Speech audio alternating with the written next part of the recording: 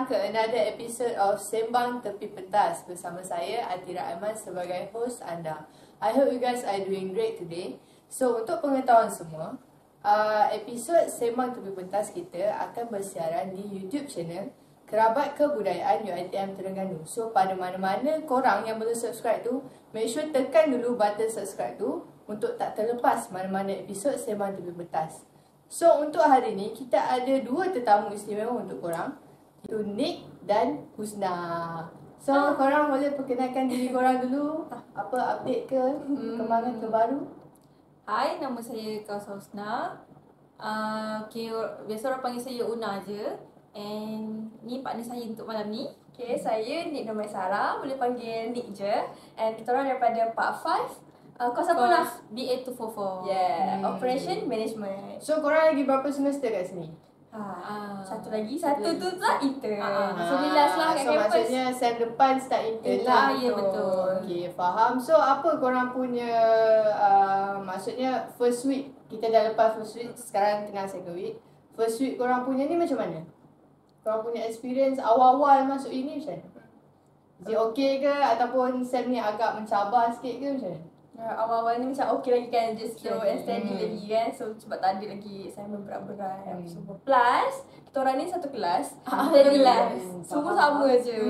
So macam setakat ni okay je lah. Tapi walaupun baru first week, tapi bila lecturer terangkai apa yang kena buat sepanjang sem ni, macam berat jugalah sem ni. Nampak lah macam okay, aku akan busy sem ni macam tu lah. Aku kena all out macam tu. Dia mungkin sebab sem last. Betul. Ya, betul. So dia banyak sikit lah kita punya project dan assignment kan. Okay, so basically macam biasalah Sembang Tepi Pentas ni sebenarnya kita just nak sembang-sembang santai pasal movie-movie yang ada. Tak kisahlah dalam atau luar negara. So untuk hari ni kita nak sembang pasal movie Istanbul Aku Datang.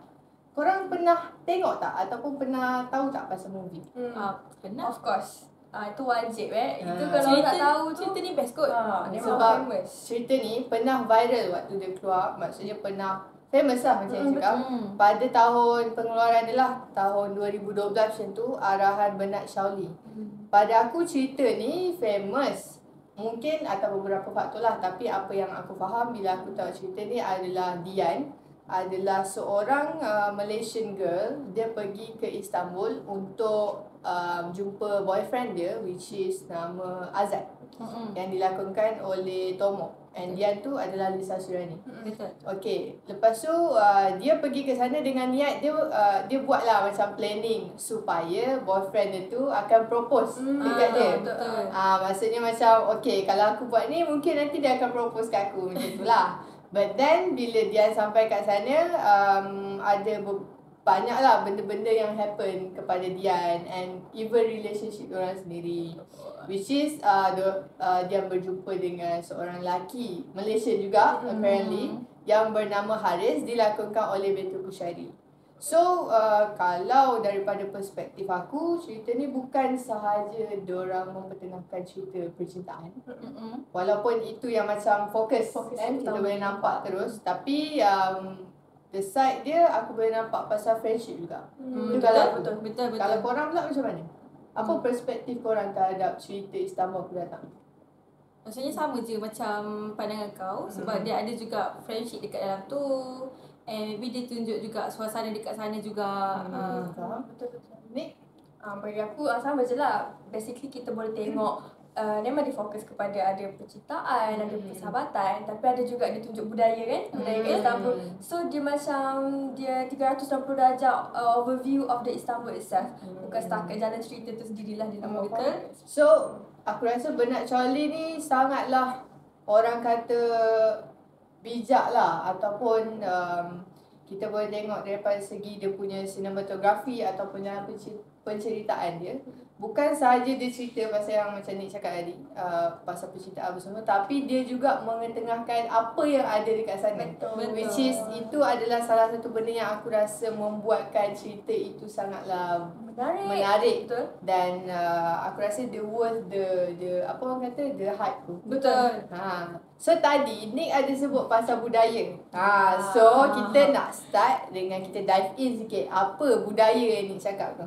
So apa maybe couple of budaya, beberapa budaya yang korang nampak dalam cerita Istanbul aku datang? Una? Maybe macam budaya diorang, macam maybe transport diorang kot. Okay. Maybe transport diorang kan jenis macam naik motor je dekat sana kan. Macam motor like Vespa ke. Motor macam biasa. tu, betul. Macam yang Vespa. scene ni kot, aku rasa scene Haris bawa Dian tu. Yes, betul, lepas So, tu. diorang jalan-jalan naik motor Vespa. So, aku rasa the main transportation, bukanlah the main transportation, ataupun memang diorang lebih ke arah motor. Mudah kot. Senang kan. Kita juga boleh tengok kalau budaya-budaya naik motor ni dah, contohnya macam dekat negara macam Thailand, Indonesia, betul. even Paris pun most of the visitor diorang akan macam kalau diorang pergi sana tu, diorang akan macam try untuk naik motor. Betul. Senang. Sebab senang. betul. Mungkin salah satunya juga sebab traffic dekat negara-negara tu macam agak busy kan. Susah. Ada tak budaya-budaya lain yang mungkin kau nampak ke ni? Bagi aku, kalau aku lah, aku dalam tu, nampak. selain transportation tadi. Aku rasa makanan dah.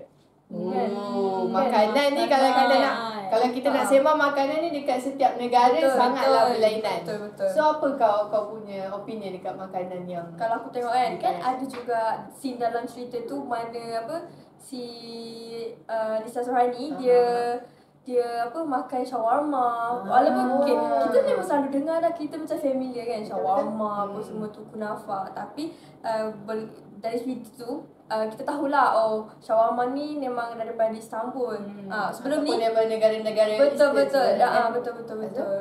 And then apa lagi?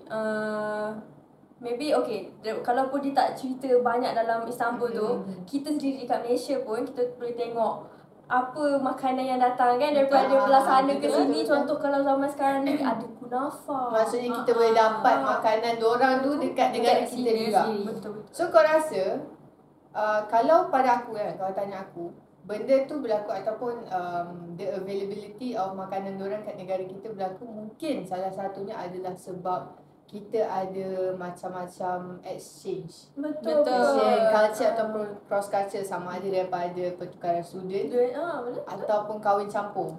Betul tak? Betul. Pada pandangan korang pula macam mana? Adakah macam orang yang daripada luar yang datang ke negara ni memberi impak kepada variety food yang ada dekat negara kita? Bagi aku sebab mungkin dulu kat negara kita tak ada pun macam shawarma ke kunafa tu semua. Tapi bila diorang datang Malaysia and diorang nampak peluang tu, diorang nampak rasa macam kita boleh jual dekat Malaysia ni, rasa macam kita boleh try. So diorang pun akan try. Tiba-tiba pula dapat sambutan diorang Malaysia. Macam zaman sekarang ni kalau viral je memang nice lah untuk business. Betul. Sebabnya bila viral orang kenal, orang Malaysia pula sejenak nak cuba. Curious. Adakah kau pula macam tu ni? Sejenak nak cuba? Betul. Aku rasa antara kita ni betul. salah satu orang yang dia akan cuba benda baru lah. Betul. Kalau macam Kalau aku tahu je kat mana tempat tu, aku cuba datang. kalau macam aku takut nak cuba benda baru. So dia akan cuba dulu, dia cakap okey baru kita makan. Kita orang pergilah. Macam tu. Okey. Lagi pasal makanan adalah menarik sebenarnya kalau kita nak sembang pasal makanan ni, sebab setiap negara mempunyai orang kata cita rasa ataupun cita rasa kan, cita rasa yang berbeza. Betul. Kalau macam Malaysia macam kita lebih gemar dan cenderung untuk makan pedas. Betul. Kenapa makan pedas tak? Betul, makan. Okey, ayam penyet level berapa? Level 3. Level 3. Alamak, paling tinggi. Aku level 2. 2. 1.5. Okey, Una ayam penyet, ayam geprek level 1.5. Aku 2 ni 3. Cukup ada Paling kan? tinggi ni. Paling tinggi. Okey, maksudnya kita biasa makan pedas. Betul. Maksudnya pedas itu dah sebati dalam kehidupan kita. And aku rasa bukan Melayu saja, tapi even India, China memang orang suka juga makan pedas. Maksudnya all Malaysians suka makan pedas. Tapi apa yang aku tahu, info kan yang aku dapat daripada my friend yang yang study dekat sana, adalah makanan dekat sana tak beberapa pedas sangat. Maksudnya walaupun dia ada hot chili, tapi kalau aku kata dia tak berapa pedas sangat pun sebenarnya. Dia biasa-biasa je. Sebab orang kat sana tak makan pedas sangat. So biasalah kalau kita ke negara orang, it would takes macam beberapa bulan ataupun jangka masa lah. It would take masa untuk adapt dengan budaya orang kat sana kan. Betul, So, betul. apa pandangan korang? Ataupun have you guys ever ada experience mana korang kena pergi ke sesuatu tempat yang baru, lepas tu korang kena belajar untuk adapt dalam tempat yang baru? How do you guys manage ataupun how korang overcome rasa tu, rasa asing tu kan kat tempat baru macam Maybe caranya ini dari segi kita pergi travel ke apa ni? tak kisah. Kalau kau nak cerita daripada segi kau kena study kat Terengganu daripada Selangor pun okey. Oh. Okey. Kita pergi tempat study paling jauh lah kan? Okey, dulu aku dengan Nick study dekat Sabah. And mula-mula time study dekat Sabah tu macam pelik lah kan. Macam makanan diorang pun lain. Tiba-tiba diperkenalkan dengan apa, latok. Tak pun, apa yang sagu tu? Sagu campur tu apa nama dia? Lauk-lauk tu. Lauk tu. Ambuyat. Yes, ambuyat. Ah. Dari situlah macam kita try something new lah dekat tempat orang. And tak semua something new tu bad. Ada juga yang bagus, ada juga yang sedap. And cara cakap kat sana pun lain. So kita kena belajar lah cara diorang. Betul. Baru kita boleh masuk dengan diorang. Sebab yelah kita pun pergi ke tempat orang sebenarnya betul. kan. So macam aku rasa dia more kepada we have to respect Yes. negara orang ataupun rules negara orang, betul tak? So untuk bahagian tu, do you have any opinion on that, Nick?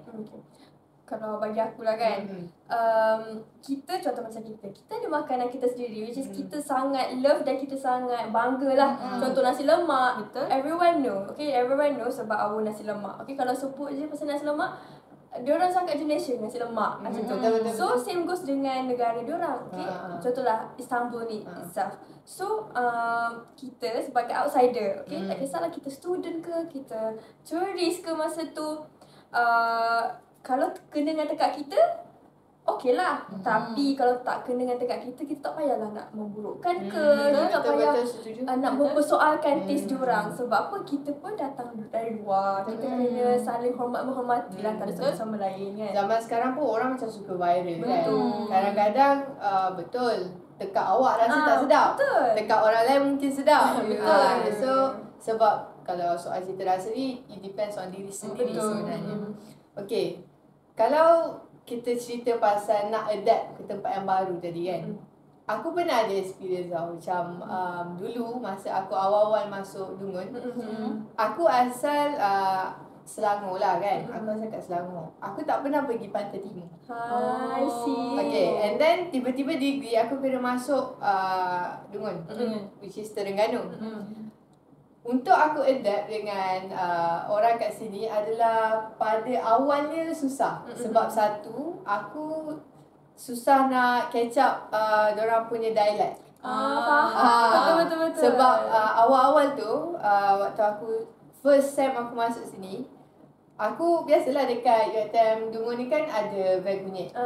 So macam kalau kita nak pergi kelas ke apa, kita akan naik van kunyit sebab jarak dia agak jauh lah. Boleh je jalan tapi macam penat lah kan. So bila aku nak call tu, aku tak faham apa pakcik tu cakap. So kan susah gila untuk communicate awal-awal.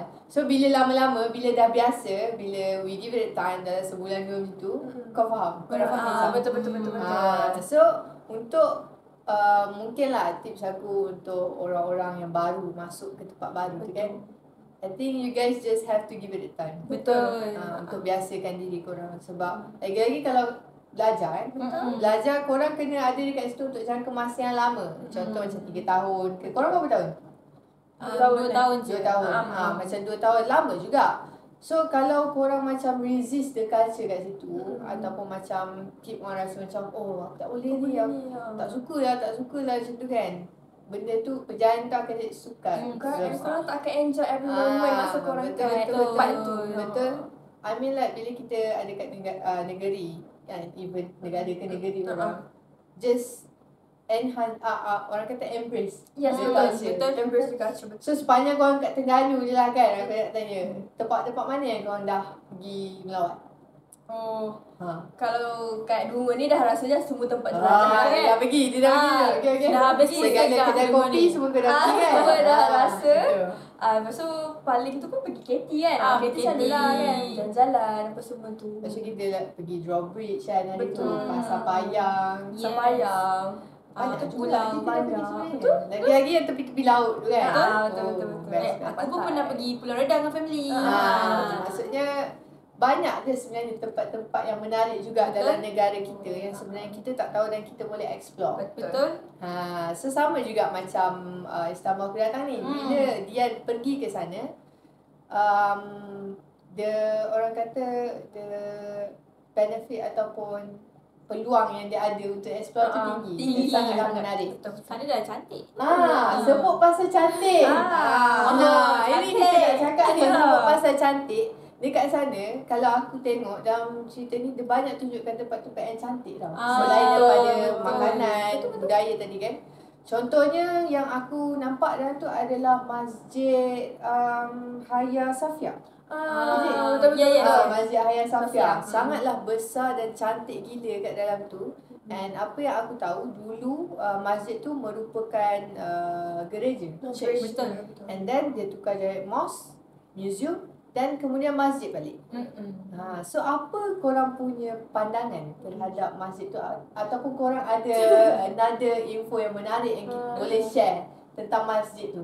Okay, kalau sebut je pasal Hagia Sophia, yang kalau tahu memang dia merupakan dulu gereja lah macam yang moderator cakap. Pada zaman Uthmaniyah dulu. Okay, lepas tu dia bertukar jadi masjid pula. And then kenapa dia pilih kenapa Hagia Sophia? Sebab apa, masa pembinaan dia tu dia adalah yang paling gah, dia yang paling terunggul, dia lah yang paling besar. Okay, and then kalau korang nak tahu fun fact Fun fact. trivia fact. Pada zaman tu pada zaman dia tu, dia actually dia bukan yang pertama. Okay, dia ada yang kedua. Yang pertama adalah Hagia Irene. Apa Hagia Irene? Hagia Irene. Okay. Tapi orang tak macam tak ambil sangat cara sangat dekat Irene tu sebab biasa saja. Okay, dia kecil lah. Biasa je. Dia gereja Dia juga tak segah Hagia Sophia lah. Hagia Sophia, Okay. betul. And then lama kemudian barulah tubuhnya Hagia Sophia tu. And then orang lagi tertumpu pada Hagia Sophia lah sebab macam saya cakap tadi, dia besar dengan kubah dia yang Besar. menarik, yang besar macam tu. Itulah fun fact dia. So dia bukan yang pertama, dia yang kedua. Tapi dia tetap menjadi pilihan macam tu. So Hagia Irene tu tadi, is it like memang masjid tu ke ataupun Hagia Irene tu sebenarnya church yang before tu nama dia ke? Tak. Dia memang ada dua bangunan ni. Maksudnya dia dalam satu bukan. So maksudnya Hagia Irene tu still church lah sampai sekarang. Church. Tapi tak tahulah dia Dalam kawasan ada tu lah rasanya. bukan. Dia macam ni. Okay, kita macam kalau kita ada kat Istanbul contoh ada Masjid Biru dengan Masjid Hagia Sophia. Macam tu lah. Maksudnya dia ada dua. Maksudnya dia ada gereja, dua lah gereja. Irene dengan Sophia. Macam tu. Tapi orang lagi suka Sophia lah sebab dia nampak kan tu. Dia nampak seni bina dia tu pun bukan biasa-biasa pada zaman itu. I think kalau even zaman sekarang pun benda tu menjadi satu tempat tarikan pelancong yang terkenal. Salah satunya sebab history diorang. Lagi satu aku rasa mungkin sebab Reka bentuk kot. reka bentuk tu aku rasa kan. Kau rasa reka bentuk dia macam mana? Reka bentuk dia lawa, menarik. Lepas tu apa orang panggil corak. Ukiran.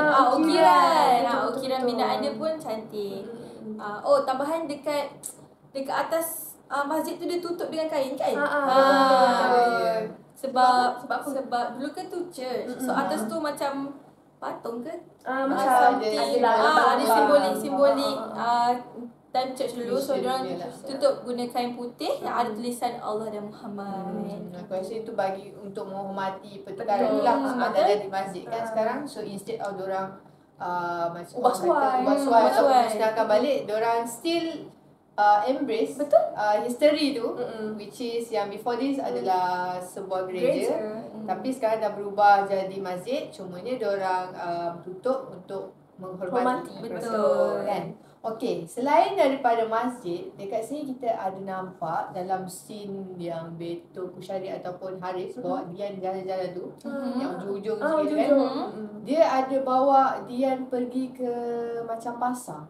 Betul. Ah, Yang which is- banyak barang tu. Aku sangat suka scene tu sebabnya dekat Malaysia pun sebenarnya kita ada pasar macam tu. Betul. Contohnya macam Jalan Tam, maksudnya dia macam pasar, outdoor pasar yang menjual banyak barang-barang yang macam dekat harga yang berpatutan. Betul. Dan kualiti yang okey. Betul. So macam it's interesting bila kita pergi ke sesebuah negara dan jumpa bersamaan dengan negara kita. Untuk yang dekat Malaysia, korang pernah pergi pasar-pasar yang apa je? Apa je pasar yang korang pernah pergi?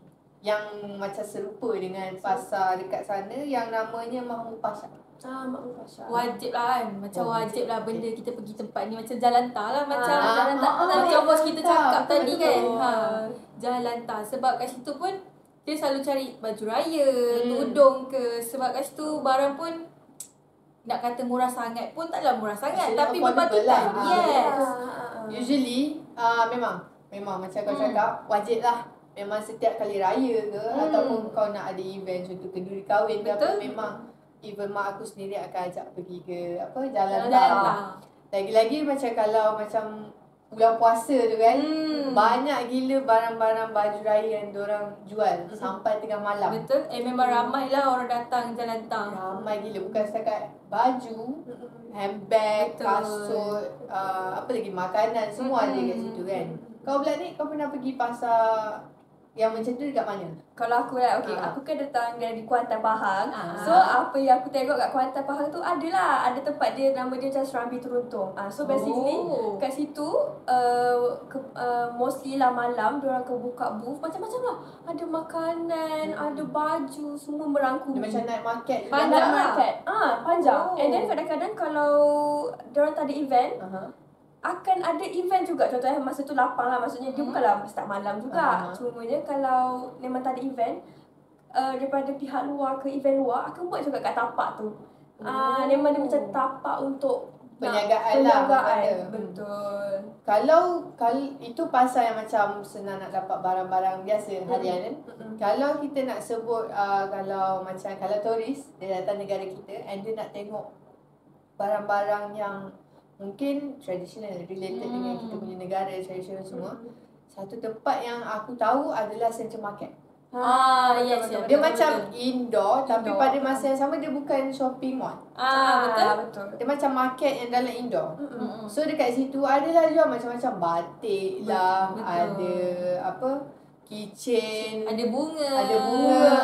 Pasar seni famous dengan satu kedai bunga ni. Tak silap aku Liwah Floris. Betul. Murah gila and aku pun selalu beli bunga kat situ. Murah gila. Okay, kalau kau ni distract aku lah. Kita tengah cakap pasal Central Market tadi. So dari Central Market tu sama juga macam dia cakap. Kalau dia ada kedai biasa, tapi pada masa yang sama almost every week akan ada event. Betul. Hari tu event aku tak ingat event apa, tapi banyak event yang bagi peluang kepada orang lain untuk berniaga kat situ. Betul. Dia bukan orang sama kan? And then diorang mostly business kecil-kecilan je kan. Diorang bukan big company. Betul. Maksudnya daripada pasar ni pun actually kita boleh support SME kan, business yang kecil-kecil yang baru nak naik ni, and barang-barang diorang pun it's quite interesting sebab most of them are handmade. Betul. So bila barang handmade ni dia lagi lawa dan sangatlah macam ada value tau. Ada value. Dia bukan barang kau cop-cop betul. So that's the thing about pasar lah yang kita ni kan. Sangatlah interesting. Kalau ada event kat Central Market ke, you guys should join. Sebab to have orang kata jumpa vendor yang menarik. Yang pada masa yang sama bila dia buka kedai kat Central Market tu, visitors ramai kat situ sebab itu adalah salah satu tempat tarikan orang luar kan. So bila datang kat situ dan mereka diperkenalkan dengan kita punya barang-barang tradisional, and it's a good thing lah. Diorang tahu kita punya culture, boleh beli souvenirs kan. So menarik lah kat situ. So korang boleh join lah kat situ. Kalau macam dalam kampus pun, sometimes kita ada juga buka booth untuk mempromosikan kita punya budaya.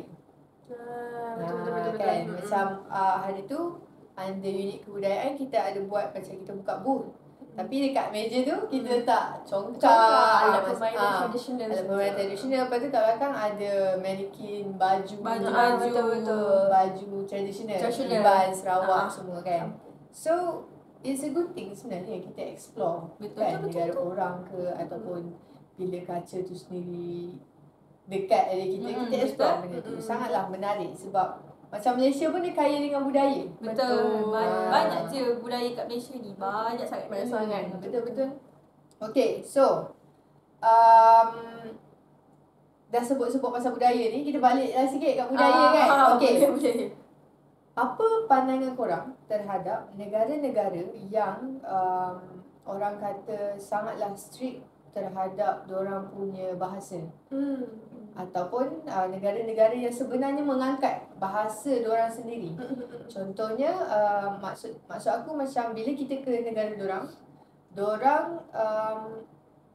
maksudnya bila kita ke negara diorang, kita sebagai pelawat negara tu, we have to learn diorang punya language instead of kita just communicate dengan English. Sebab dekat Istanbul, apa yang aku tahu adalah mereka merupakan salah satu negara yang sangat-sangat mengangkat diorang punya bahasa ibunda diorang, which is kalau kita ke sana we have to speak diorang punya language. Oh, I see. So apa opinion korang terhadap negara macam ni? Contoh kita boleh tengok Japan dan Germany juga sama. Korang rasa?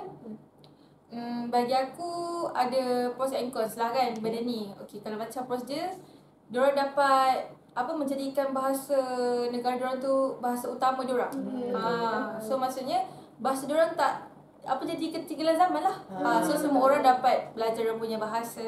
And kalau macam course dia maybe macam a bit susah kot nak communicate dengan orang. Tak pun kalau kita pergi sana pun kita nak beli barang pun susah. Betul. And macam nak naik transport, public transport pun macam susah juga. Tapi ada juga cara penyelesaiannya macam kan kita ada phone sekarang kan. So ada Google Translate ke apa-apa apps translate kan. So boleh cakap. Ataupun kita boleh pilih tour guide yang boleh menjadi perantaraan communication kita dekat sana kan. Betul. Ni kau rasa macam mana? Okay, kalau apa yang aku boleh nak cakap kan, kalau Istanbul kan dia pelihara bahasa dia sendiri. So kita sebagai turis, kita as pelajar, exchange student kat sana ke apa, kita kena hormat lah. Okay, itu negara diorang minta. Okay, negara diorang minta macam korang kena cakap bahasa kita orang ni sebab kita orang nak pelihara bahasa kita. So kita as orang luar, dia berbalik macam makanan tak hormat. Betul, kita kena saling menghormati lah. Memanglah dia akan ambil masa sikit. Dia akan macam korang rasa susah ni, macam ni lah aku nak belajar ni bahasa diorang ni. Tapi slow and steady je. Maksudnya yang penting korang jangan pelekehkan apa sesebuah negara tu minta. Macam tu. Dia bila cakap pasal budaya ni, dia always balik kepada respect lah tadi. Betul. Lepas tu sama juga macam aku tadi awal susah nak catch up dengan dialect Terengganu kan. Tapi at the end of the day, bila kita give it a time, boleh je. Contohnya macam diorang ni yang pelakon-pelakon ataupun karakter-karakter dari Istanbul Kelatan ni, Haris dan Azad dengan kawan-kawan Azad merupakan student yang belajar di sana. Betul. So kalau mereka tidak menguasai bahasa di sana, so mereka akan berada dalam situasi yang susah untuk diorang belajar. Sebab diorang student kat sana, diorang lama, so diorang kena juga untuk belajar. Betul. Diorang kena belajar untuk survive. Betul. Dan communicate. Sebab diorang macam dia cakap lama kat sana, takkan nak pakai bahasa Inggeris translate lah, Google Translator, tour guide je kan. Tak boleh lah.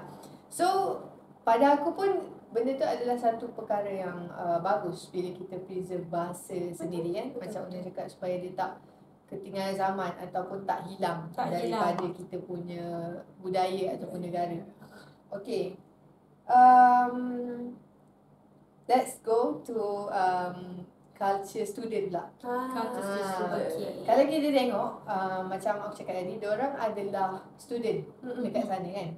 So dalam kehidupan kampus diorang, Okey, ada satu makanan ni sebenarnya yang sangatlah menonjol dalam filem tu. Tahu tak? Tahu tak makanan apa? Tahu tak? Tahu tak? Okey, makanan apa? Satu, dua, tiga. Asam laksa. Which is Maggi asam laksa. Maggi asam laksa tu pula memang diorang bawa dari ke Istanbul dari Malaysia. Dari Malaysia. Betul. Macam kita tengok ada scene Dian tu pun dia pergi cari Maggi asam laksa tu sebab dia nak minta maaf dekat Aris dekat studio Malaysia. Betul. Betul. So Gigitnya. kalau kita nak relatekan dengan diri kita sebagai pelajar juga, Maggi dan kita sangatlah tak boleh dipisahkan. Betul. Dia memang Macam kawan baik. kawan baik lah, kawan baik. Tak dapat dipisahkan. Mm-mm. Korang rasa sebab apa? Sebab sebab Maggi ni senang dimasak tau. Kan dia instant kan. So kalau kita lapar-lapar, malas nak turun kafe, so macam ada Maggi, so kita masaklah Maggi. And Maggi pun mengenyangkan. Dia tak memerlukan effort yang banyak lah. Ya, buat betul. masak. Faham? So untuk korang, flavour apa korang suka? Aku curry. Kan dia biasa sama tu. Sorry lah, kalau aku sama dengan dia. Sama ke tidur? Sama. Sama. Okey. Maksudnya ni lebih kepada Maggi asam laksa. Betul. And aku rasa aku setuju dengan Una. Kenapa? Yang pasal dia menyenangkan dan cepat. betul, Sebab biasalah betul. kita as student pun lagi-lagi kalau hujung-hujung semester Betul. busy, banyak assignment, Betul. kadang-kadang lupa nak makan and everything. So benda first thing yang senang dalam otak aku untuk makan adalah Maggi. Betul. Kalau tak Maggi pun benda-benda yang instant. Instant, Sekarang ni betul, kan pun banyak menu-menu instant kan. Macam ada spaghetti instant, Bubur. bubur, even nasi dan lauk pun ada yang instant sekarang. betul. Hari tu aku scroll Shopee, aku jumpa nasi instant. Nasi ke lauk kan? Oh, yang kena panaskan je. Which is korang just Letak panaskan je, Ya. guna air panas. Dalam 3 minit situ nasi tu dah masak. Betapa mudahnya sekarang ni sebenarnya. Tapi actually kalau kita cakap pasal Maggi ni kan, kan hari tu ada viral pasal Maggi. Biasalah kan kita selalu dengar pun which is Maggi ni membahayakan kesihatan. Tapi hari tu aku baru tahu sebenarnya yang membuatkan benda tu bahaya adalah lilin yang digunakan untuk preserve Maggi tu. Mi tu. Mi Maggi tu kan. So cara yang TikTok lah ajar kan. TikTok ajar. Educational TikTok. Jadi kalau korang pandai. Betul. Kan? Dia rendam dulu. So untuk first tu kau akan nampak macam air tu minyak-minyak. Itu sebenarnya yang bahaya. Lilin tu. So apa yang kita kena buat adalah kita kena tapis dan rendam lagi sekali. Maksudnya bersihkan lah 2 kali. Better 2 kali. Baru kita pakai. Betul-betul. Ingat tu dengar tu Tolong biasalah faham. Faham je. Kita ni memang kita tahu je kan memudaratkan, tapi at the same time sometimes benda tu yang menyenangkan kita juga. So mungkin kita boleh cuba untuk mengurangkan efek. Kan? Betul lah. Sedikit sebanyak membantu lah kan. Itu tips yang kita orang boleh share lah untuk korang kan. Mungkin kalau korang jumpa lagi tips, korang boleh share kat komen lah kan. Sama-sama belajar. Tapi masalahnya tak semestinya kita buat benda tu elok untuk makan setiap hari. Betul, setuju. Ini aku setuju. Dia sebab instant kan. So adalah side effect dia. Kita kena balance lah. Betul, kita kena balance lah. So kalau rajin tu turunlah kafe beli nasi. So korang macam dalam sehari tu kan, korang selalu makan apa? Makanan yang berat ke, western ke, nasi ke apa? Apa korang punya main food? Depends kita orang lah. Kalau time tu rasa nak makan nasi, makan nasi. Tengok lah. Tengok lah. Tapi at least lah kot. At least lah. Kena ada nasi kot. At least. Betul. Nampak orang Malaysia. Orang Malaysia. Dia tak boleh lari, dia boleh lari. Dia kalau tak ada nasi tu tak kenyang. Betul. Walaupun at least macam dia cakap sehari tu mesti nasi. At least. Barulah lepas tu kau nak makan Ikutlah nak roti makan. ke apa ke, dan it's okay. Tapi at least sehari nasi. Tengok macam kita dekat U sekarang kan. Macam habis kelas 12.30 mesti terus pergi kafe cari makanan. Terus. Sebabnya sekali jalan. Betul. Daripada kelas pergi kafe naik bilik makan. Betul. Dia tak macam kau dah naik bilik kena turun balik. Macam makan malam kan. Dia macam letih betul. sikit. Itu yang makan Maggi ya. Itu sebab tu. Okay, next kita nak okay, let's go to soalan yang berdasarkan situasi. Okay. Macam exam, macam case study macam tu kan. Risau. Okay. Kalau kita tengok dalam scene di mana Dian dan Haris pergi ke rumah Azad untuk explain lah, orang kata kan, nak explainkan situation macam tu. Kemudian adalah situasi yang berlaku dekat rumah tu kan, yang agak tegang. Tapi aku tak nak fokus yang tu. Okay. Aku nak fokus kawan Azad yang ada dekat belakang tu. Kalau tengok kan, apa yang dia buat adalah dia just berdiri makan, aku tak ingat makan apa. Tak ingat makan jajan something like that. Tapi dia tak involve pun. Dia tengok je. Dia jauh tengok je, je. Dia betul. tengok dari jauh je. Dua orang kan. Dua orang. Dia tengok dari jauh je. Aku nak tanya korang, kalau korang berada di situasi tersebut, apa yang korang akan buat? Sama ada korang pun akan menjadi seperti kawan Azad, which is just sit back and watch, ataupun korang akan masuk ke dalam situasi tu dan maybe menolong ataupun like meredakan. Apa yang korang akan buat? Kalau akulah, aku maybe macam tengok keadaan juga kot. Okay, tapi kadang-kadang kita pun macam nak stop kan, tapi nanti kan kena marah pula. Tapi kalau kita tak stop kan, rasa macam bersalah pula biar diorang bergaduh kan. Sebab kita kawan dia kan, so tiba-tiba dia pula tengah ada masalah pula dengan dia punya girlfriend. And kita pula masuk campur. Nanti kan dia kata, kau tak tahu apa-apa, duduk tepi lah dia. Lepas tu kita pula kena marah. Tu yang macam berbelah bahagi jugalah. Aku rasa kalau dalam situasi ni memang kita akan ada perasaan berbelah bahagi. Betul. Sebab satunya kita adalah kita nak tolong. Nak tolong. Menghentikan pergaduhan ataupun pertelingkahan orang tu. Tapi pada masa yang sama kita sedar sebenarnya kita orang luar. Kita tak tahu apa-apa. I mean the whole story behind apa yang berlaku tu kan. So macam as a friend aku rasa aku pernah rasa, which is macam nak masuk, nak tolong ke ataupun nak biar je lah. Kalau kau macam mana ni? Kalau aku depends pada kawan aku. Aku kena macam mana? Okay, kita kan dah kawan dengan seseorang tu. Kita dah tahu dah perangai dia, kita dah tahu, kita dah analisis lah kiranya. Kita dah tahu dah macam apa yang dia tak suka, apa yang dia suka. Kalau kes aku lagi prefer sebenarnya untuk cakap terus je bagi sedar dan macam kata, sebab apa yang dia buat, contoh salah tetap salah. Kan? Okay. So tapi berbalik pada cara untuk kita nak menyampaikan pada kawan kita cara tu macam menegur mana. Cara menegur. Okay, contoh kalau kita tahu dia pun terima cara kasar. So kita cakap macam biasalah, cara kasar kita dah selalu lepak dengan dia kan. Tapi dia masa jenis tak boleh kita cakap kasar sikit, direct pop terus dia terasa ke. So kita kena tengok juga individu tu macam mana. So kita kena berbalik pada toleransi jugalah antara persahabatan dua kawan macam tu. Sebab kadang-kadang mungkin aku rasa itu memainkan peranan yang sangat penting, which is kita tahu macam mana kita nak approach ataupun menegur seseorang tu bila dia buat salah, lagi-lagi kalau kawan kita. Sebab selalunya kita akan ada masalah untuk menegur kawan baik sendiri. Betul. Sebab kita rapat kan. So dia macam, aduh aku nak tegur. Sebab kita dah ada masalah kan, aku nak tegur. Tapi aduh, aku takut nanti terasa pula. Terasa nak kawan pula. Kita tak nak hilang orang yang kita sayang macam tu kan. So mengenali karakteristik seseorang tu aku rasa merupakan faktor yang penting juga untuk kita decide approach apa yang kita nak guna.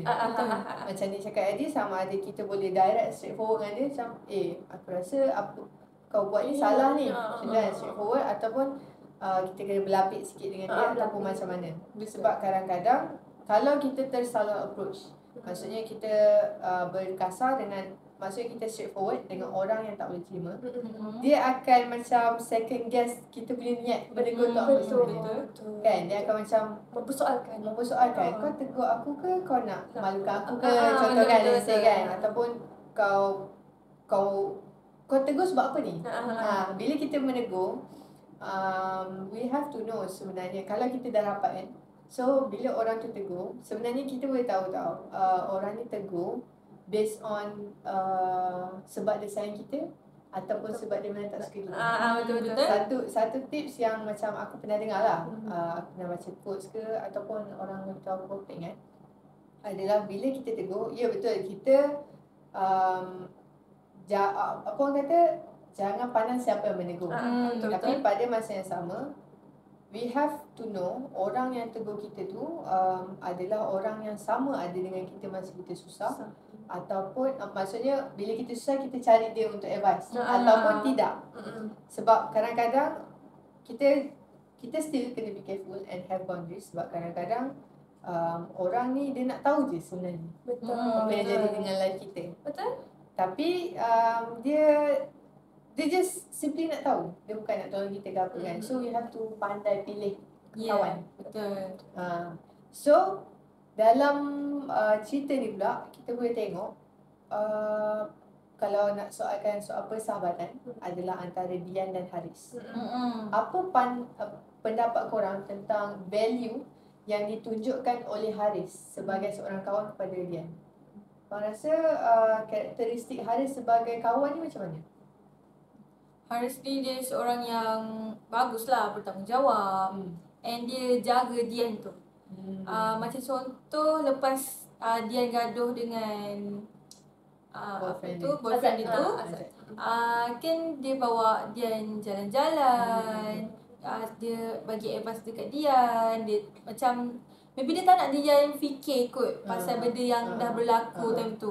Ataupun rasa dia sorang-sorang sebab lagipun dia dekat dengan orang kan. Betul. Sorang-sorang. So betul, aku rasa setuju. Nampak dia seorang yang bertanggungjawab. Dan nampaklah dia seorang yang macam, walaupun kalau kita tengok pada mulanya mereka ni tak adalah rapat mana. Betul rapat pun. Tapi konflik juga. lepas tu aku rasa dia berbalik kepada yang point ni tadi, which is diorang pada mulanya diorang tak suka each other. Tapi bila Dian berada dalam situasi yang dia lost lah kan, dia lost,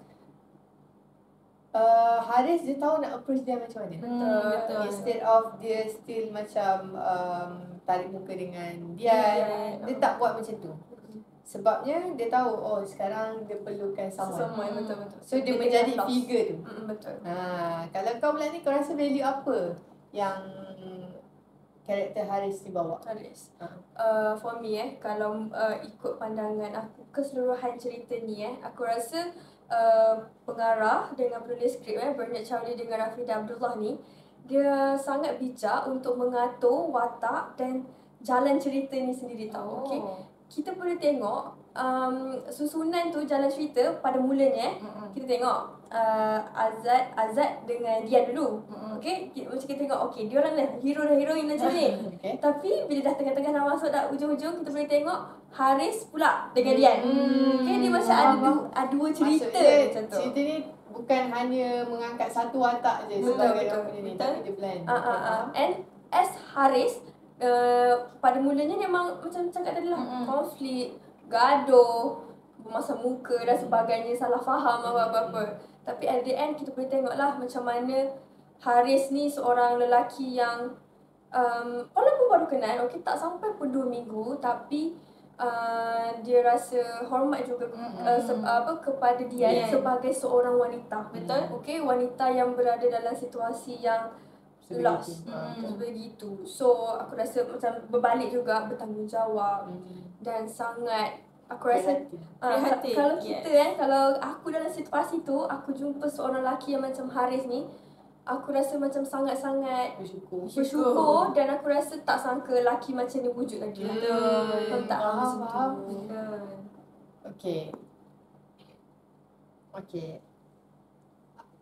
Based on tu, daripada friendship kan, macam kita cakap awal tadi, rugi kalau kita pergi ke sesebuah negara tapi kita tak explore. Betul. So balik kepada tanggungjawab tadi. Haris mengambil tanggungjawab tu untuk membawa Dian explore. Kan sebab time tu Dian dah macam, you know what, I'm just going to go nak back balik to dah, KL. nak balik. Yelah kalau aku rasa kan, aku like, akan macam tu apa je. lagi point kita Sebab dia pergi ke sana untuk Belajar. dia, untuk Azad. And belajar juga kan. Untuk belajar At the same time. at the same time. Tapi tiba-tiba benda dah jadi macam tu. So kau akan rasa macam apa je lagi purpose aku kat sini. Buat apa aku ada kat sini, baik aku balik je. Baik aku balik.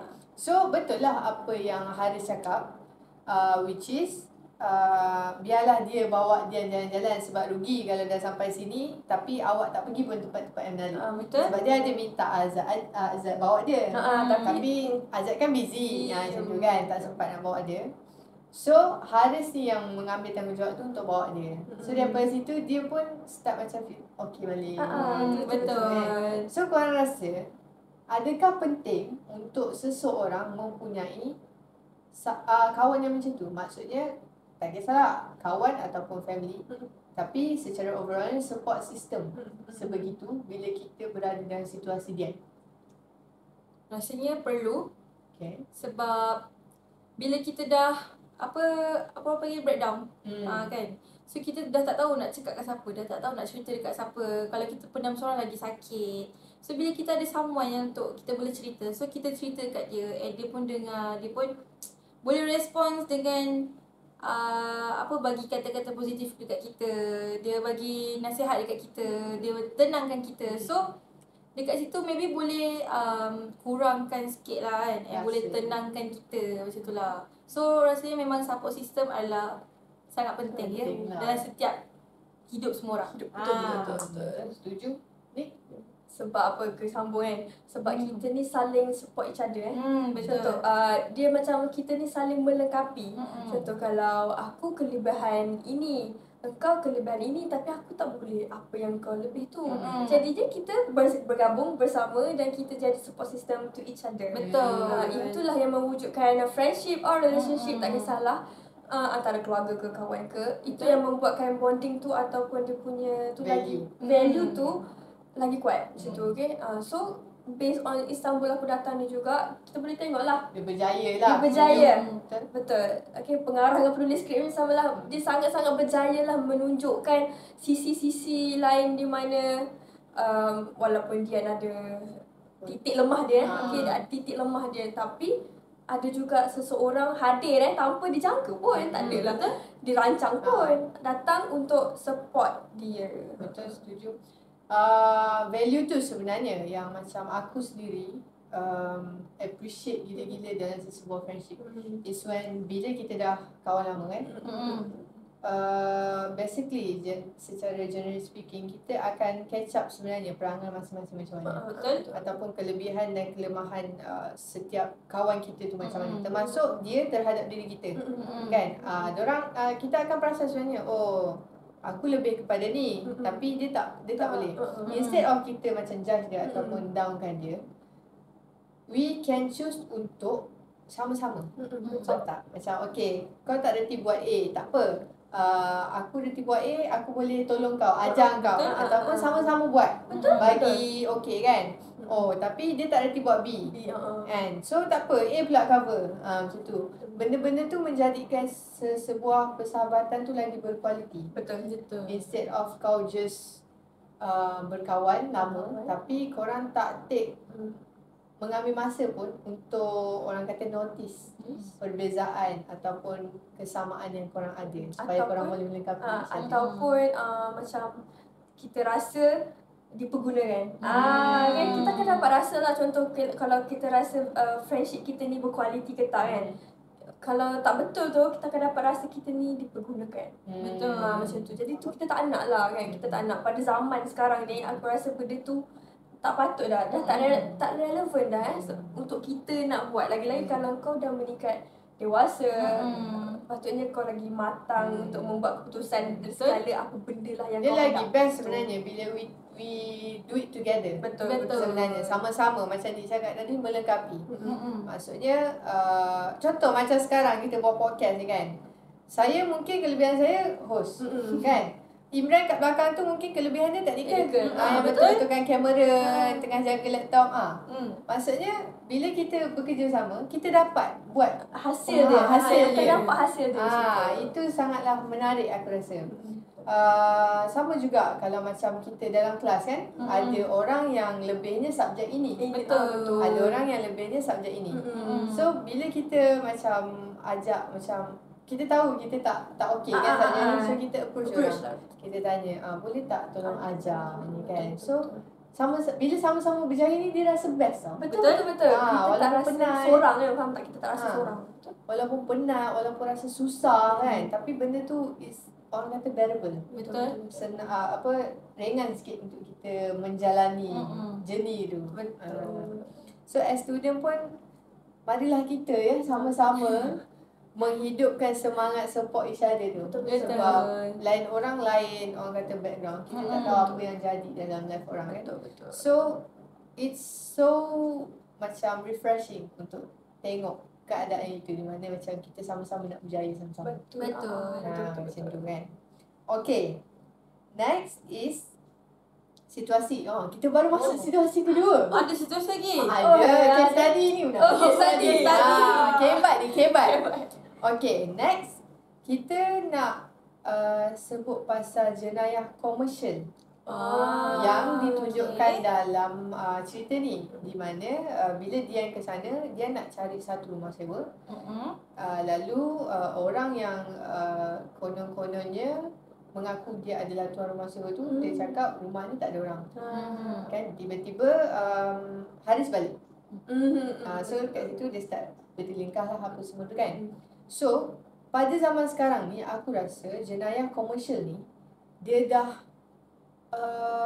orang kata dah semakin berleluasa satu, dan semakin berevolusi. Dia macam advance. Susah betul nak cari. Semakin advance zaman sekarang ni, which is diorang menggunakan IT. Betul. Sekarang kan zaman IT kan. So aku nak tanya korang, pernah tak korang hadap experience di mana korang sendiri terlibat dalam jenayah komersial ni? Ada tak pengalaman? Aku adalah pengalaman, tapi tak sampai tahap kena apa orang panggil scam. Sempat dia scam tak sempat lagi lah. Maklumlah, tentu kan kita pelajar sekolah lagi, tak berapa pandai lagi kan. Tak tahu lagi pasal-pasal tak tahu ni. lagi. And time tu kita macam jumpa orang jual old money changer lah, like that lah kan. Lepas tu kita pun komen kan. selalu kat komen lah macam tu kan. Lepas tu kita pun macam acah-acah lah bagi gambar old money dekat dia kan. Lepas tu dia pun dia pun kata okay, wang ni dapat jumlahnya something dia kata. Lepas tu kita pun macam oh ya ke. Lepas tu konon-kononnya lah dia nak membeli duit lama kita tu, and then dia kata nanti dia transfer duit. Tapi bila dia nak transfer duit, dia kata kita kena bayar sejumlah ni untuk melepaskan transaction dia. Dah pelik kat situ. Dah pelik dah kan. Sejak bila transaction kena bayar? Okay. Lepas tu start dari situ macam okay, kita tahulah dia scammer rupanya. Faham. So belum kau tak sempat lagi. Nasib baik dia sedar kat situ. Tak sempat lagi. Sebab ada ceritanya, kalau macam kita golongan muda lah orang kata kan, golongan belia, kita lebih terbuka. Betul. Maksudnya kita mempunyai informasi-informasi yang macam kita boleh detect, yang Kita boleh access. kita boleh access. Yang itu adalah jenayah komersial ataupun mudah faham scam. Ataupun kita boleh sendiri check sama ada nombor tu valid atau tak. Betul. Tetapi ada golongan-golongan yang berusia macam kita punya parents, macam yang tak berapa advance sangat dengan IT, yang tak ada social media. Diorang ni tak dibekalkan ataupun tak diberi informasi tentang apa sebenarnya scam ni ataupun bagaimana cara scam zaman sekarang. Betul. So pernah tak macam tadi Guna yang kena, pernah tak ni parents kau ke ataupun mungkin kawan-kawan yang parents kau ke yang kena? Kalau aku rasa alhamdulillah tak ada lagi lah ke dalam sekeliling aku tu. Cumanya apa yang kita selalu tengok kat laman sosial lah kot. Kalau aku selalu ikut laman sosial Twitter.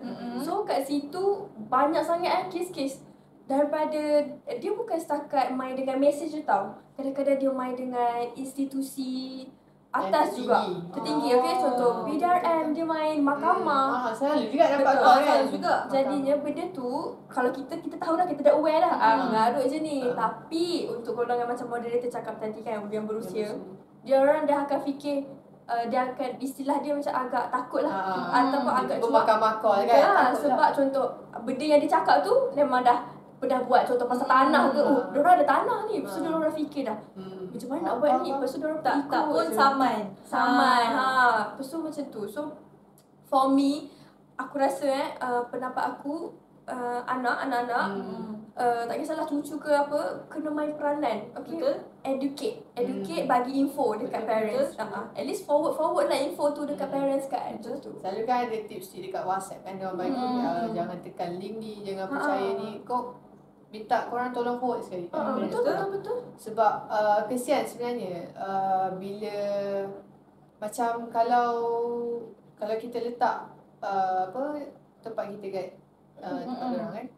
Macam kalau parents kita sendiri kena, macam kesian lah. Sebab diorang tak tahu apa-apa. Betul. Kan, diorang macam ni cakap, faktor yang drive diorang untuk percaya adalah mungkin takut tu. Dia macam, alamak, polis call. Polis call. Kalau kita tak tahu. Okay, dapat daripada mahkamah. Okay, tutup dah. Dia sebut mahkamah PDRM, tutup dah. Macam tu kan. Tapi parents kita tak tahu. Betul. So bila kita dah contoh let's say forward message ataupun bekalkan diorang dengan info-info yang up to date, yang sepatutnya, mungkin perkara itu dapat dielakkan. Sebab kadang-kadang bukan nilai yang sikit diorang tu, nilai yang banyak. Like 100, 600, kadang-kadang beribu juga. Betul. Ada orang yang aku ada baca juga, dia konon dia nak beli iPhone. But then bila dah bayar, iPhone kan mahal kan. Macam 1,000 paling-paling kan. Bila dah bayar tak dapat. So sangatlah kesian. Betul. Tapi pada zaman sekarang, kau rasa ada ke akta-akta yang dah digubal untuk membendung situasi ni? Kalau aku memang ada lah, sebab aku ada baca juga kat Twitter. Okay, sekarang dia dah memang kuat kuasa dah untuk jenayah komersial ni. So korang yang kat luar sana tu yang buat jahat dalam jenayah komersial ni, korang takkan selamat lah kan. Korang boleh di-detect lah. Korang boleh di-detect lah kan. So korang, aku rasa berbalik, korang kena fikir panjang sikit tahu nak cara mudah nak dapat duit tu kan, untuk yang buat jenayah komersial ni lah. Tapi korang kena ingat lah juga, orang lain tu terkesan macam mana. Cuba kau bayang, diorang nak simpan duit diorang.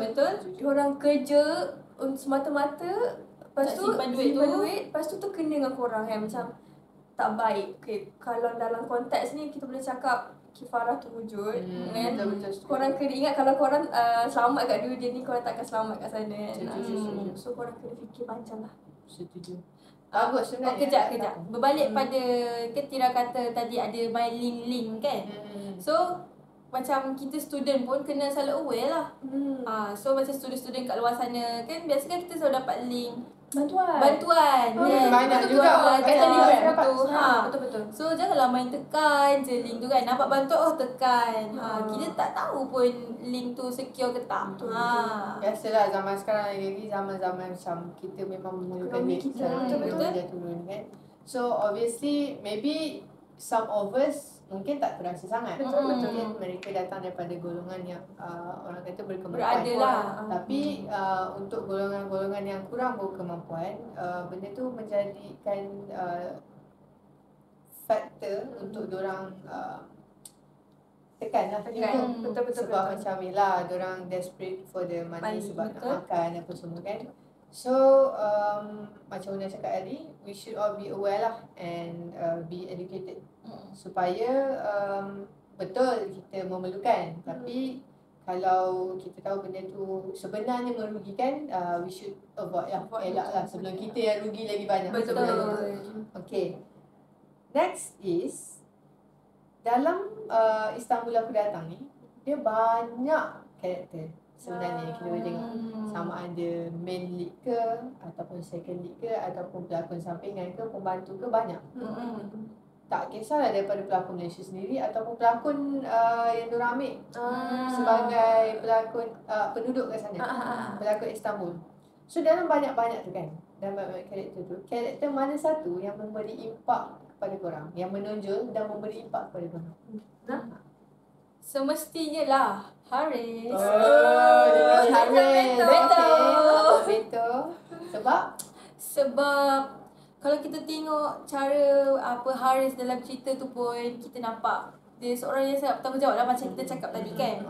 And kita nampak dia punya cara dia layan Dian, walaupun diorang mula-mula tak bersefahaman, selalu gaduh, tapi dia still bersabar dengan Dian. Dia tak ada pula lah heret Dian tu keluar dari rumah ke, halau ke. dia Tak ada mesti pula. memahami lah. Ya, betul. Empathetic orang kata.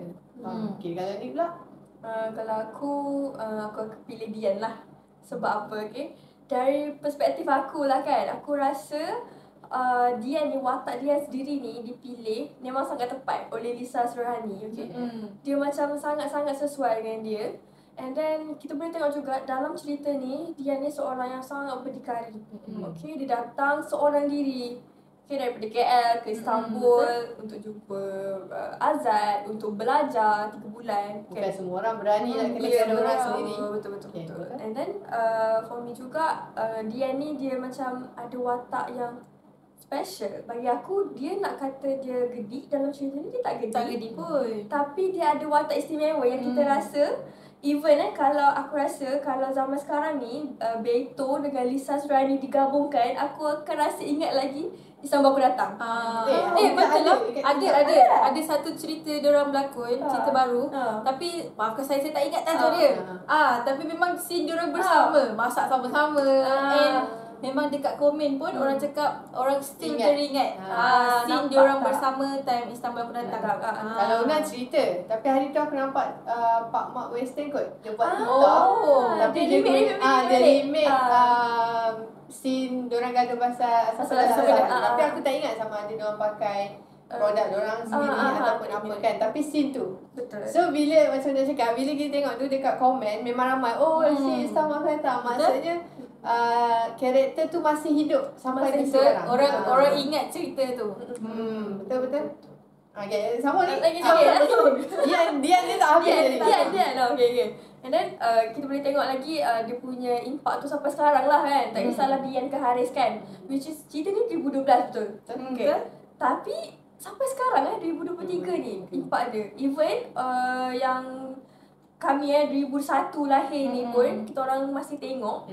Ada juga junior saya yang 2002, 2004 diorang layan juga. Maksudnya diorang pun tahu cerita ni. Nampak tak betapa influence-nya cerita ni. And then nak kata dia memberi, macam mana nak kata cerita ni negatif dengan positif tu, dia seimbang lah. Maksudnya dia ada keburukan dia ada kebaikan dia, tapi berbalik pada jalan cerita ni sendirilah, which is pada apa dia punya asal tujuan dia, which is dia nak dilamar oleh boyfriend dia kan. Tapi kita siapa yang dah tengok tahulah akhirnya dia dengan siapa yang dia pilih kan.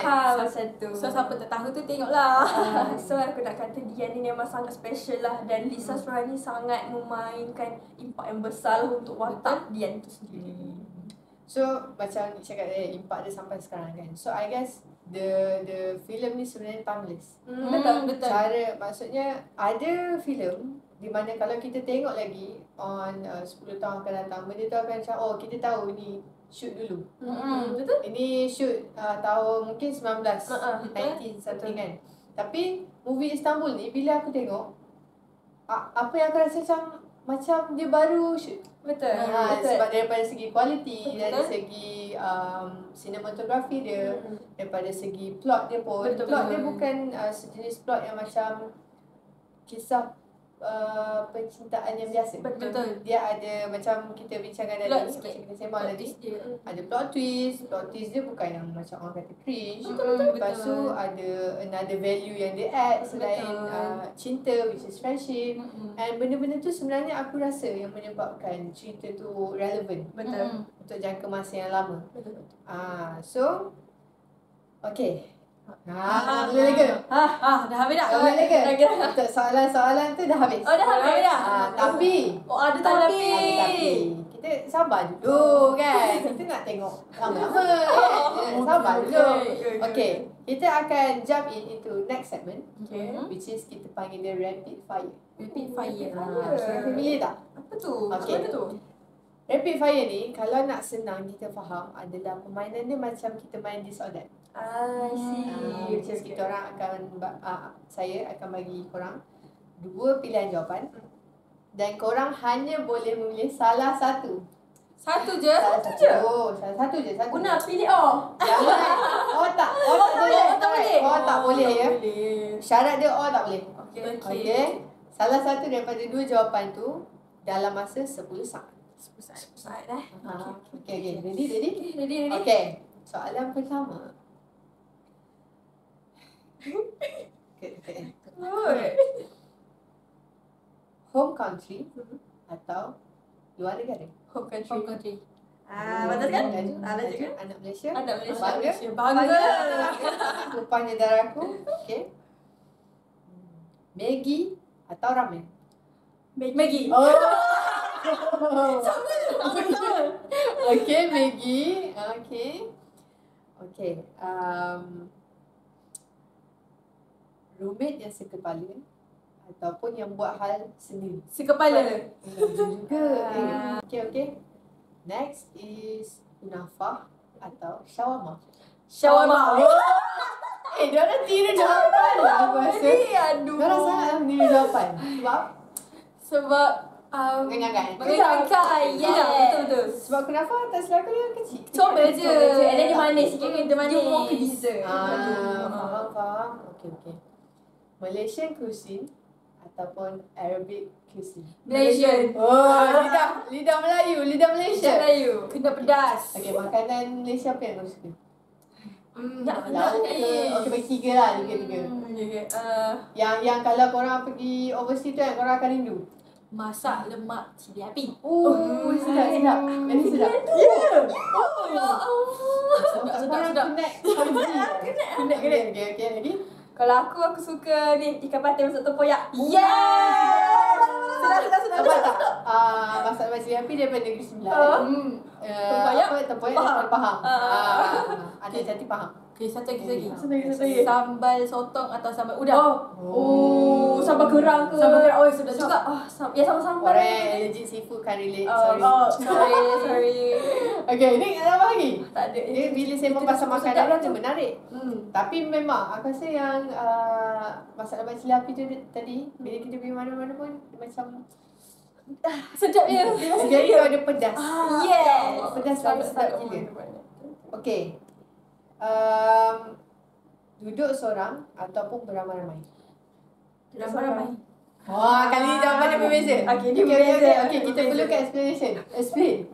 Okay, contoh kalau kita roommate kan kita ramai-ramai. Okay. So kat situ taklah bosan sangat. Sebab macam kalau kat rumah pun kalau bilik pun duduk seorang apa semua kan. So bila balik college kalau kita seorang pun bosan juga. So kita naklah ada kawan dalam bilik kita. So that's why lah. Faham. Okay. Ni? Side kau? Kalau dari side aku, which is aku suka seorang. Sebab apa? Sebab aku rasa aku dah lama dalam environment seorang tu Contoh abang dengan kakak aku duduk asrama. So memang aku seorang kat bilik dan aku dah terbiasa sampai sekarang. So dia macam kalau orang tak ada rumah, tak ada orang tu dia biasa. Macam tu. And then satu lagi contohlah kalau kita macam nak nangis ke kan, contoh kita nak meluah perasaan ke seorang tu dia shock sikit kan. Betul lah, dia comfort macam tu. So kita tak rasa nak awkward sikit nak nangis kan. Kalau ada roommate dia macam segan. Dia macam nangis tapi tak all out. Dia macam tahan sini lah. Dia macam sakut kat situ. Sangkut kat situ. Okay, last. Last dah. Adalah Azad atau Haris? Dalam nafas dia ambil nak cakap Haris tu. Dia fikir pula. Haris lah jujur Haris tadi. Haris. Kenapa ada second thought Azad tu? Takut salah pilih. Dia sebab boleh dengar nama calon-calon tu Azad Toharis, dia cakap Azad Toharis Haris mana satu ni. Dia dah takut tak tukar watak. Macam tu. Faham. Okay. Kalau macam tu korang rasa at the end of the movie, adakah dia membuat pilihan yang baik? Ya, betul. Okay. Sampai situ je. Jawapan tu je. Kau pergi tengok sendiri. Kalau korang tak tengok lagi, korang tengok. Kau pergi tengok siapa yang dia pilih. Okay, so I think that's it sebenarnya kita punya episod Sembang Tepi Pentas pada hari ini. I would like to say thank you so much kepada korang sebab sudilah meluangkan masa untuk kita shoot. Istanbul aku datang sembang sikit pasal tu. Thank you so much. Thank you juga sebab jumpa kita orang dua datang Sembang Tepi Pentas. Mungkin next, kalau ada next season, mana tahu kan? Tahu kan?